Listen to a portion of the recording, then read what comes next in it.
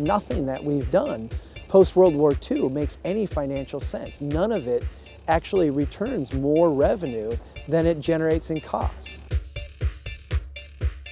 We've been putting off this national dialogue we need to have for a long time. And I think the gnawing apprehension that a lot of us have is that we're just ready to get it on.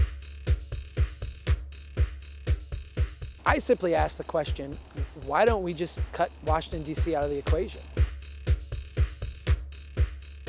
Strong Towns is a nonprofit organization based out of Minnesota. We're passionate about the intersection between the finance, the design, and the long-term viability of our places. The way we finance our places today is vastly different than what we did 100 years ago.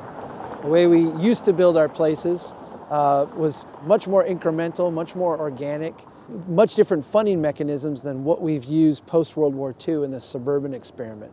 So at Strong Towns, what we've done is we've taken a lot of time and a lot of care to evaluate the financial implications of our development pattern and identify what works and what doesn't. So we try to help people understand that it's okay to question the world around them. And then we say, let's start looking at some of the implications of this. And we go through actually examples of different developments and how the long-term finances work out for them and why it gives this kind of short-term illusion of prosperity when we do the auto-oriented development, why it makes us feel wealthy, but why ultimately it leads to stagnation and then dramatic decline.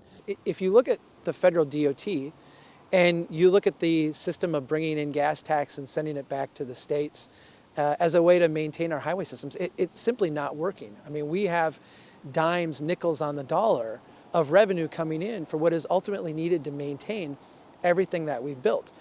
In general, the places that are arguing for the kind of more progressive transportation approach are the states that, on a net, tend to send more money to Washington than they get back for transportation. Why don't we just cut Washington, D.C. out of the equation? Why don't you let a state like New York keep the 20% that they're losing when the money comes here and then gets sent back? Let them use that 20% to build the systems that they want, and let a state like Idaho, let them have what they want, which is less federal intervention in their approach, and let them make some decisions on how they're going to spend the transportation dollars they produce in their state. Really, at the end of the day, that might be better for them. This whole thing started as a blog, and literally it was just a way for me to kind of reconcile and think through some of the things I was seeing and some of the things I was experiencing in the communities that I was working in. A strode is a street road hybrid. It's the futon of transportation options. You take all of the accessibility of a street and mash it up with all of the wide highway type geometries of a road, and you have a strode. It's the most unproductive type of transportation improvement we can create. Roads are meant to be high-speed connections between two places. You go from place A to place B, you want to get there as quickly and as safely as you can. A street, on the other hand, is a platform for creating value. When you get to a street, we not only need to be able to accommodate cars, but we also need to be able to accommodate people on foot, people on bikes, people in wheelchairs, all the types of people that would wind up going into a store, going into a home. And so a strode combines the worst of both. It has very poor accessibility, very high speeds. At the end of the day, it is very expensive to build, very expensive to maintain, doesn't create a lot of wealth, and is incredibly unsafe. The things that make us want to be in a place just happen to, and it's not by accident, also be the places that make things financially viable. So once you put those two together and start to intersect them, you can start to get a notion of, okay, here's the things that I can actually do in my own community to not only make it a place that I want to live in, but make it a place that is financially going to be much better off.